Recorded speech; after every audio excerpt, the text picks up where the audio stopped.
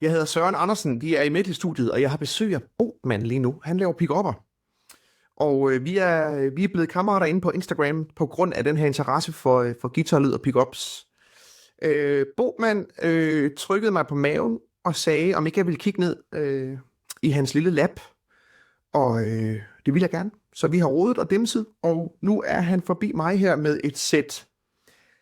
Han siger, det er PAF pick-upper på steroider. Sådan set meget godt forklaret. Jeg kommer af Angus Young, Van Halen, Gary Moore. Jeg kommer af 70'er-rocken. Og derfor så er jeg ikke sådan super EMG-agtig og sådan rigtig hot high output pickups. Jeg kommer mere fra dem, der har knap så meget smæk på. Men det her er sgu lykkes meget godt, må jeg sige. Det må jeg sgu sige. Altså, det er sådan set en PAF, der har fået horn i panden, som man siger. Lad mig lige spille lidt, så kan I sådan selv vurdere, hvor vi er henne, ikke? Altså en god kraftig bagerste pick-up her, ikke?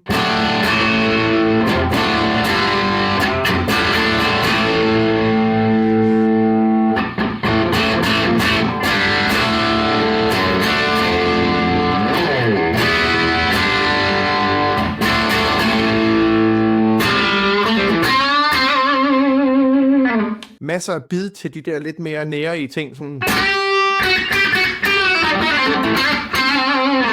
Det er rigtig fedt.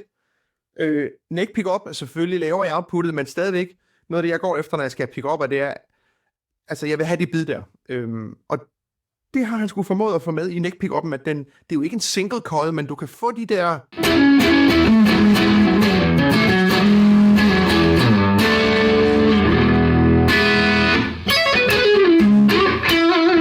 Den har ligesom det bid der, som jeg synes, de skal have. Og så i midterposition, ikke?